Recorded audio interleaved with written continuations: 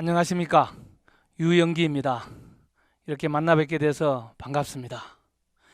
초경량 비행장치 무인 멀티콥터 국가 자격증 과정의 항공 기상 과목입니다. 혹자들은 이런 이야기들을 많이 해요.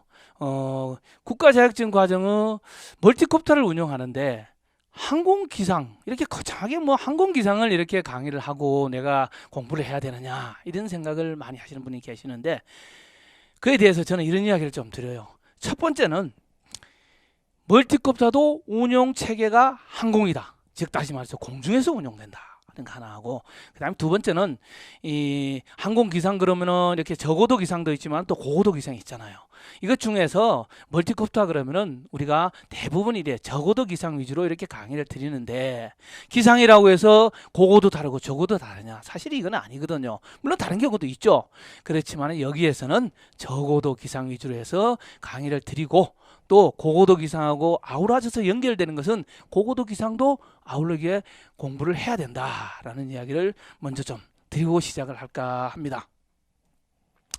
오늘은 그 첫 번째 시간으로서 지구과학에 대한 이야기, 지구과학과 기온과 습도에 대한 이야기를 좀 할까 합니다. 지구과학, 기온과 습도, 첫 번째 시간에 좀 가볍게 출발을 해보려고 합니다. 우선 지구과학에서는 태양계 행성인데요. 태양계 행성은 우리가 중고등학교 시절에 수금지화 목도 천연 그런 거 이렇게 많이 외웠잖아요.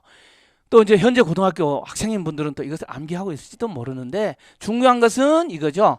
여기 보면은 이 태양이 여기 있습니다. 태양이 이렇게 있고 지구가 여기에 이렇게 있다 하는 이야기인데, 여기서 이렇게 중요하게 여기에 이런 그 행성들이 많이 있다 하는 이 자체보다도 우리가 여기서 알아야 될 것은 이 태양 에너지가 이렇게 지구에 받아들이는 것이 어떻게 변화하느냐 하는 그것이다. 가장 중요한 게 그거죠. 그래서 태양으로부터 받아들이는 에너지가 변화에 따라서 날씨가 맑기도 하고 구름 끼기도 하고 또 춥기도 하고 덥기도 하다 하는 그 이야기, 그것을 가지고 지구 기상 변화의 원인이 태양 에너지가 어떻게 받아들이느냐 하는 그 결과다라는 이야기를 드리는 겁니다. 다음은 이제 우리 지구의 모양에 대한 이야기입니다. 지구는 과거에 보면은 이 콜럼버스가 아메리카 대륙을 발견할 때 뭐라 그랬어요? 지구는 둥글다 그랬죠. 사실 그때는 어떤 이 측정 도구라든가 각종 이런 것이 좀 미흡하고 좀 시원찮아서 그렇게 했는데, 세월이 흘러가지고 어떻게 해요? 이 지구도 이제 우리가 직접적으로 측정을 할 수 있는 거죠. 지구 측정에 있어가지고 어떻게 되냐면, 여기가 이제 북극이죠. 여기가 남극이잖아요. 그래서 이 거리, 북극과 남극의 거리, 그 다음에 또 여기 보면은 뭐가 있냐면 여기 적도죠. 대략적으로 이 선이 적도인데, 그럼 여기 보면 적도 직경이 이만큼 되더라. 이 거리를 재보니까. 그 다음에 극과 극을 재보니 이만큼 되더라. 그래 재봤더니 다르더라. 그래서 지구는 원형이 아니라 타원체고, 타원율은 0.003 정도의 비율을 갖고 있더라 하고요. 그 다음에 이제 태양하고 지구는 지구 대비 태양이 약 한 109배 정도로 크더라 하는 내용이 됩니다.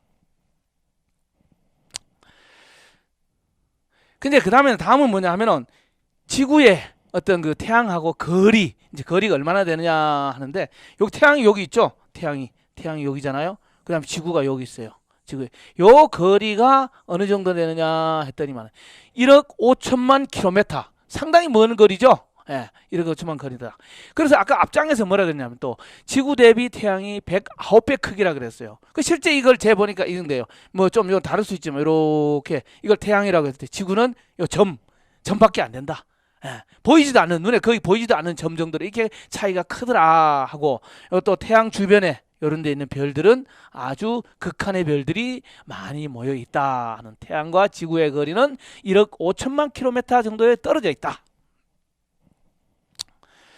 그 다음에 이제 지구의 자전입니다. 지구의 자전이라는 건 뭐죠? 자기 스스로 팽글팽글 도는 거죠. 지구는 자기 스스로도 돌고 또 뭐라고요? 태양 주위를 도는 거, 공전 거죠. 자전과 공전에 대한 얘기인데, 먼저 자전은 그러면은 자전축을 중심으로 회전하는 운동이다. 지구가 이제 예를 들어서 이렇게 있어요. 있으면은 어떤 자전축을 가지고 이렇게 축을 중심으로 이렇게 회전을 하더라. 이렇게 한 바퀴 돌았을 때 그 결과는 뭐라고요? 밤과 낮 24시간이 소요되더라. 그래서 보면 지구 중심을 통과하면서 북극과 남극을 연하는 가상축으로 회전을 하고, 이 자전의 속도는 1초에 얼마요? 465.11m/s로 돈다. 상당히 빨리 도는 거죠. 예, 이것이 바로 지구 스스로 자기가 도는 것을 자전이라고 한다. 그 다음에는 이제 공전입니다. 공전이라는 것은 태양 주위를 일정한 궤도 돈다. 이 말은 뭔 말이냐면, 여기 태양이 이렇게 있어요. 여기 이제 태양이다. 그러면은 여기를 두고 지구가 뭐 예를 들어 여기 그다음 여기 이렇게 이 주변을 이렇게 도는 거죠. 이렇게. 이거를 공전이라고 한다. 이 공전이 이렇게 한 바퀴 뺑 돌고 나면은 뭐가 일어난다고요? 1년 365일 4계절이 이제 변화가 일어나는 것이 이 공전의 결과다. 주기는 1년 365.25일. 이것도 365.25일이라는 게 뭐냐면은, 이것도 정확히 이야기해야 되니까 1년이 365일이 아니고 사실은 0.25일이다. 0.25가 4번이 모여서 4년마다 2월달이 29일까지 있는 이유가 바로 이겁니다. 이렇게 한 바퀴 도는 데 있어 가지고 속도는 얼마라고요? 약 한 1초에 29,783km. 엄청나게 빠른 속도로 이게 회전을 하고 있는 지구의 공전이다. 이렇게 되죠.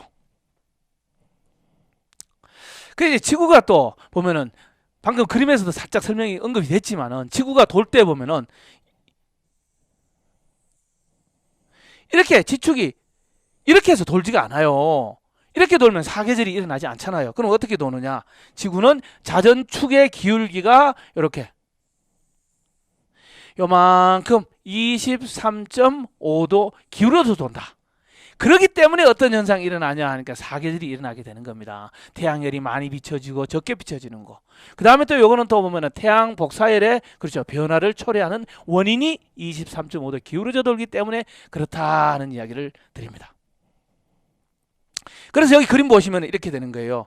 여기 보시면은 여기가 이제 춘분 때, 여기가 추분 때, 여기는 동지, 하지인데, 여기 보시면 햇빛이 요만큼 요 지역에 이렇게 요 구역이 비춰지는 거죠. 이렇게 동일하게. 춘분과 추분은 우리나라 기준에서 이렇게 동일하게 되고, 하지 때는 어떻다고요? 태양열이 이만큼 많이 비춰지는 거죠. 많이. 그 다음에 또 여기는 어떻습니까? 적게 비춰지는 거죠. 적게 비춰지다 보니까 겨울이 동지가 되고 이제 낮이 짧은 거예요. 그렇잖아, 그죠? 이런 현상이 일어난다. 그 다음에 이제 여기서 한 가지 이야기 드리고 싶으면, 우리 그 사계절의 변화가 뚜렷하게 나타난 지역, 다시 말해서 23.5도 기울어져 되기 때문에 전 세계적으로 보면은 요 지구를 한다면 한 요 이렇게 중위권에 있는 나라들, 요 나라들만 사계절이 뚜렷하고요. 실제 극이라든가 적도라든가 이런 데 있는 나라, 그쪽 나라들은 뚜렷하게 나타나지 않죠. 간단하게 나타나고 많은 이것이 일어나게 된다. 합니다. 그 다음에 이제 지구의 구성 물질에 대해서 알아보겠습니다. 지구는 뭐로 구성되어 있느냐?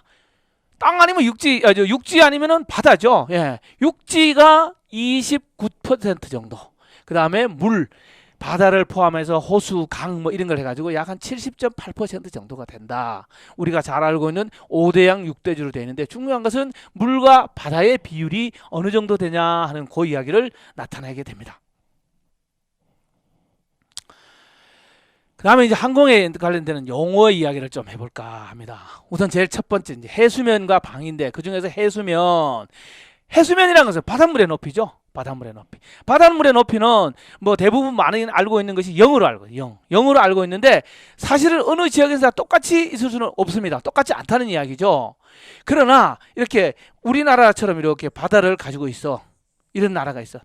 각 바다를 가지고 있는 나라는 자기 나라의 어느 지역에 그 평균적으로 되는 지역을 가지고 하나 정해가지고 여기가 0이야 하는 걸 정해놓은 지역이 있습니다. 우리나라는 여기죠. 우리나라는 요 인천 앞바다, 여기를 인천 앞바다를 해수면의 높이로 0으로 선정해서 활용을 하고 있다. 그래서 인천 앞바다 여기 보면 인천 인하대학교 구내의 수중 원점 높이를 26.6871m로 지정해서 활용하고 있는 것이 우리나라의 어떤 요 해수면의 기준이 되는 지역이다. 이렇게 됩니다. 그 다음에는 이제 방위를 결정하는 수단에서 나침이가 나옵니다. 나침반. 나침반 방위를 할 때 보면 나침반을 하잖아요. 땅에서 어느 지역을 가야 될 때 동서남북을 구분할 때도 이렇게 나침이를 하잖아요. 공중에서도 마찬가지입니다.